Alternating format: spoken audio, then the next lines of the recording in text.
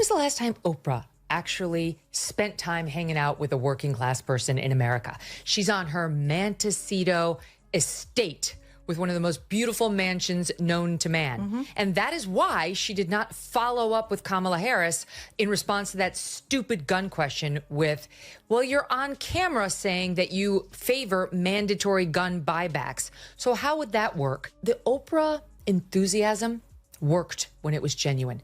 Shortly after the Oscars, a 3.9 magnitude earthquake rocked L.A. The tremors were so powerful, Oprah's ass is still moving.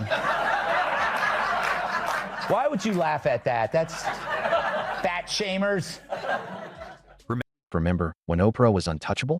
The high priestess of daytime TV, handing out cars, blessing books, and turning couch tears into national therapy sessions? Well, that Oprah just got dethroned. Gutfeld and Megyn Kelly didn't just question her legacy. They torched it. Gutfeld came in swinging with sarcasm so lethal, it could cut through Oprah's billion-dollar brand like butter. And Megyn? She brought an icy precision that didn't just challenge Oprah's image, it shattered it.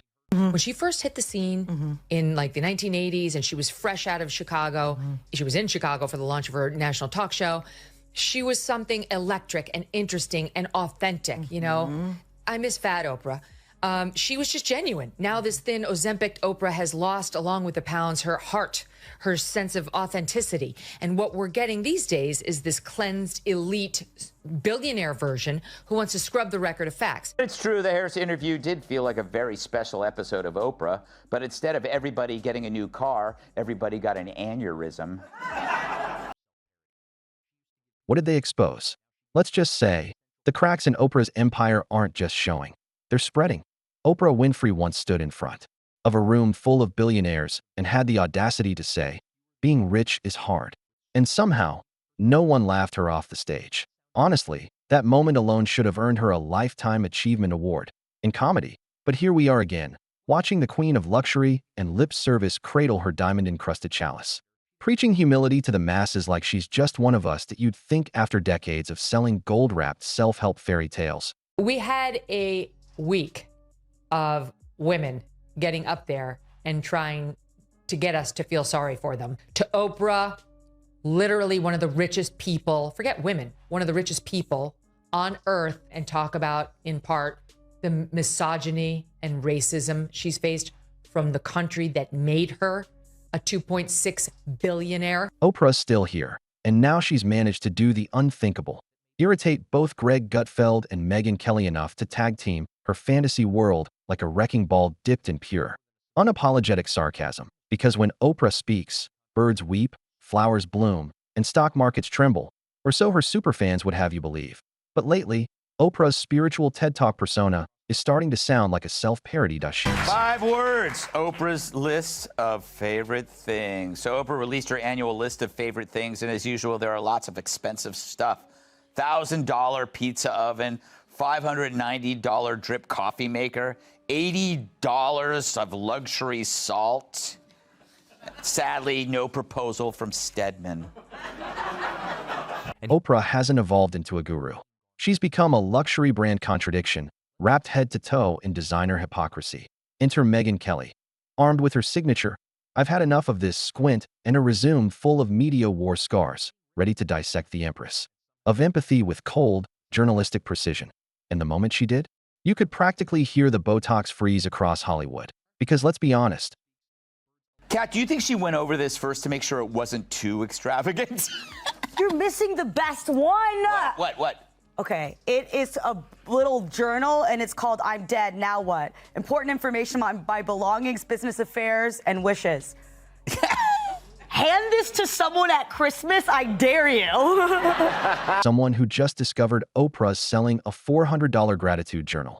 Yes, the same Oprah who built an empire by turning tears on a couch into currency, now wants to stand on her marble pedestal and lecture struggling Americans about how they should feel grateful for their suffering, that it's not just tone deaf. It's delusion wrapped in glitter and sold at a premium. It's almost cute. But Oprah's an icon who, unlike traditional politicians, could match a wild card like Donald Trump. And if she won, she could give everyone a free car.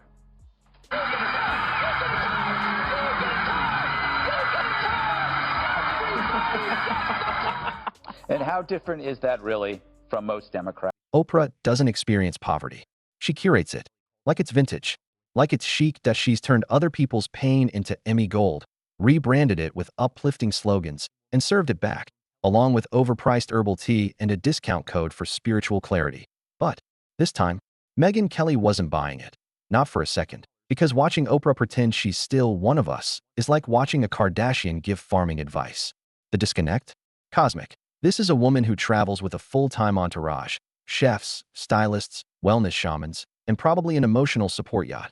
But please, Oprah, tell us more about resilience. She once said, people should just be themselves. Touching words.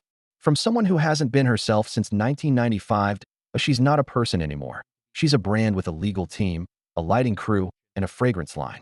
Authenticity? That's a multi-million-dollar production, filmed in 4K from 5 angles. And coming soon to a gift shop near you. Gutfeld? Oh, he had an absolute field day. He tore into Oprah like she'd just launched a line of kale-flavored air fresheners. Her schoolgirl affectations and body movements. Like, okay, ready? Here it is. Like, okay. She raises herself off her chair. Like, I'm just really excited. I'm really excited about this. Okay. You're so right. Okay. Oh, I'm going to tell you something. I'm going to tell you something you haven't heard yet. Yeah. I'm going to blow your mind. Okay. Let's chat. Right, like that. Right. This is the same woman who once told us she was just a girl from Mississippi. Now, she lives in a mansion so massive, it probably has its own weather system. We're talking a private estate with a vineyard, personal chefs, and a backyard that needs Google Maps to navigate. You can't preach simplicity when your garden staff is named after Greek gods and your spa room has a chandelier. But what really blew the lid off the slow burn roast? Oprah's latest stunt, a humanitarian documentary where she, wait for it, strolls into the world of the suffering, armed with a camera crew, full makeup team, and lighting that could blind Iron Man. There's something uniquely tone-deaf about delivering a monologue on hardship. While draped in a $5,000 designer coat, standing outside a homeless shelter with 3 boom mics pointed at your soul, and Megyn Kelly. She didn't flinch. She tore into Oprah's emotional theater like it was a bad soap opera audition, because that's what it was. Oprah didn't highlight suffering. She produced it. She wrapped human pain in slow-motion B-roll, added a tear-jerking score, and sold it as awareness. As if anyone needed a reminder that the world is cruel. So we have got to talk about the failure of the celebrity. Oprah Winfrey, you have no power. You do not have any control over this electorate. Neither do you, J-Lo. Let's take a look at Oprah's final closing message on the campaign trail. We don't get to sit this one out. If we don't show up tomorrow, it is entirely possible that we will not have the opportunity to ever cast a ballot again. We are voting to save ourselves from this precipice of danger. And Oprah, flawless and camera-ready, was the star of her own tragedy. Even her donations come with a price tag. I'm here to help, Oprah says, but that help always arrives wrapped in logos, hashtags, and a camera-ready plug. Oprah doesn't give. She brands. She doesn't support causes. She monetizes them. Every tragedy she touches turns into a soft-lit PR moment. A curated campaign. A perfectly edited trailer for the gospel of Oprah. She's not solving problems. She's collecting content. And Greg Gutfeld? He carved this up like a 5-star chef filleting a fish. He joked that Oprah's version of outreach is flying first class to a disaster zone, filming a few tearful hugs, and then charging $29.99 for the audiobook. Brutal? Yes. Wrong? Not even a little. Because the whole operation stinks of Hollywood sanctimony. Nothing says, I care, like tiptoeing over rubble in $800 couture heels while your assistant reapplies your lip gloss between takes. This isn't compassion. It's cinematic charity to Oprah's empire. Yeah. I looked at this list, and you know what wasn't on there? Anything about Maui, right? At one point in time, she and The Rock made that video to try to help out everybody who was hurt by the fire. And then that was just quickly discarded. She's like, okay, that didn't work. Who wants slippers? You want slippers. You get a pair of slippers. You're all getting slippers. It's built on emotion as currency. And she plays those emotions like Mozart on a Steinway. She's the undisputed queen of televised trauma, a maestro of misery, conducting every feel-good moment with all the authenticity of a Las Vegas magician. And honestly, You almost have to admire the grift that it's polished. It's persistent, and it's absurdly profitable as she's done what no algorithm could. She turned empathy into a scalable business model, not a moment wasted. Not a tear unsponsored, but Megyn wasn't done, not even close. She came armed with receipts, dragged them out like it was Black Friday at a Beverly Hills boutique, and shredded Oprah's carefully curated image like it was wrapping paper on a fraud. First up, Oprah's endless contradictions that she's always preaching balance. Yet she runs more businesses than an entire hedge fund. She champions self-love, but still pushes products that whisper, "You're not enough until you buy this." It's not empowerment. It's a spiritual hustle in silk pajamas. And Greg? He twisted the knife. He joked Oprah's book club should be renamed mandatory reading for future disappointment. Every pick is either a trauma-drenched memoir, a soul-sucking philosophical spiral, or a novel so bleak it requires a therapy session and a weighted blanket. But of course, it's all sold as enlightenment, as if drowning in fictional despair is some kind of moral badge. I used to love Oprah, like most of us who grew up when we did. And only now did I realize I've been getting spoon-fed propaganda from this woman for years. I always took her little setup packages as gospel. You know, before I was a reporter, I never even thought to question whether Oprah might be intentionally misleading me. Then last night, the dawn came and I was like, oh my God, she is not a reporter. She's a propagandist. She's trying to shove messaging down my throat of whatever she believes, not what's real. And don't even get started on her politics that Oprah's endorsements feel like celebrity horoscopes. Vague, irrelevant, but still weirdly unsettling. She dips her toes into activism like it's a hot tub. Just enough to make headlines. Never enough to actually take a standpoint. One speech here, one tearful appearance there. And suddenly she's hailed as a visionary. Meanwhile, real changemakers, the ones without skincare lines or spotlight access, get ignored. Megyn obliterated that illusion. She called Oprah's activism what it is. Hallmark card deep. She stands for hope and change the same way air stands for breathing. Sure, it's technically there, but it's not doing anything. Revolutionary. She's the queen of safe rebellion. A protester in pearls. And then there's Oprah's lifelong obsession. Dieting, rebirth, reinvention. Like she's some gluten-intolerant phoenix rising from the ashes of yesterday's kale cleanse. Every few years, it's the same dramatic reveal. A new spiritual awakening. A fresh lease on life. Cue the supplements. Cue the 3-part documentary. Cue the self-discovery found between a scenic Maui retreat and a Weight Watchers stock deal. Greg Gutfeld didn't miss a beat. He joked that Oprah's entire career is basically a high-budget reboot of her own personality. 1 minute. Tyrus, so you got salt, you got cheese, you got pizza. Greg, I'm going to stop you there. Yes. I treat this like the list I get from my kids. They send me emails because they know when I laugh in their face, it hurts. Anyone who wants a $1,000 pizza oven,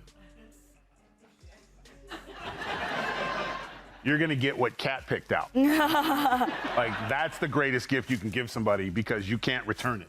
Because returning it, oh, you think you're immortal? You think you're better than us? Like, get your affairs in order. That's the great, you stole the show. They wanted me to talk about a dog towel. Towel's a towel. Great job. That's the best gift ever. And Oprah has never read this, just like I don't read the list from my kids sent me. She's the weight loss warrior. The next, she's channeling divine energy in a cashmere poncho.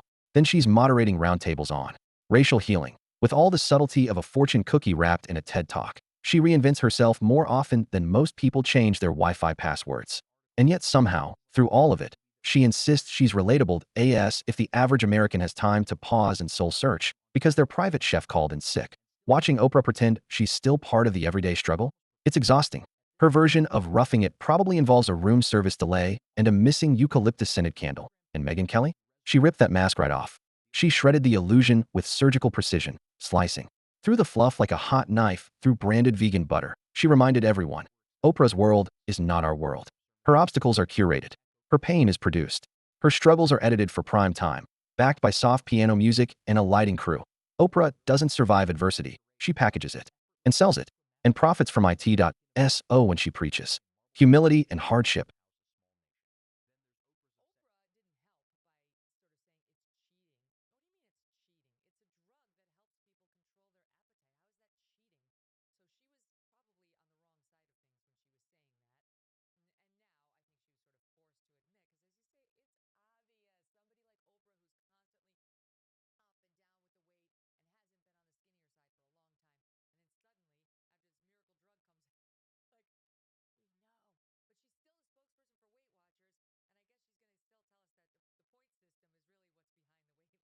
Gutfeld and Kelly aren't just pushing back. They're saying what millions are thinking.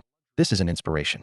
It's an infomercial, wrapped in silk, sold as truth, and broadcast from a mansion with ocean views. And yet, Oprah still positions herself as the voice of the people. A billionaire preaching to the underdogs, like Jeff Bezos claiming he understands warehouse workers because he once read an article about surf feet. Greg Gutfeld didn't just call it out. He obliterated it. He said what everyone else is too starstruck to admit. Oprah isn't empowering anyone.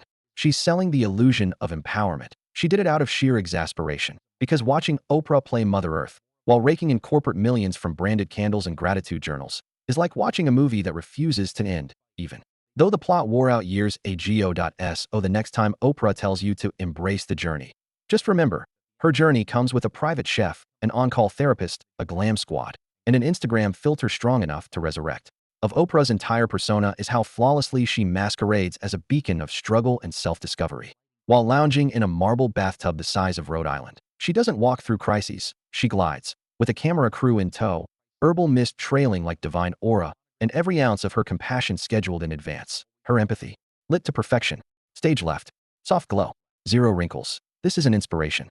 This is a high-production myth, directed by a woman who could host a symposium on suffering from her infinity pool, and still insist she feels your pain. Megyn Kelly didn't just critique that. She ripped off the mask. She exposed an empire of faux inspiration, revealing what it really is, a shrine to image control, carefully engineered in gold trim and emotional manipulation. And Greg? He bulldozed through Oprah's velvet facade with so many punchlines. Even the lighting crew flinched. The contrast is staggering. One woman preaches resilience from a chaise lounge in Tuscany, while the rest of us are dodging potholes and utility bills. Yet we're supposed to take notes. These self-help sermons don't feel empowering. They echo like hollow mantras bouncing off the walls of a climate-controlled wine cellar. This isn't motivation. It's a melodrama in Louboutins. Luxury cosplay for empathy. And the most shocking part, Oprah still believes she's relatable.as if her nearest neighbor isn't a hedge fund. Welcome, friends, to the gospel according to wealth.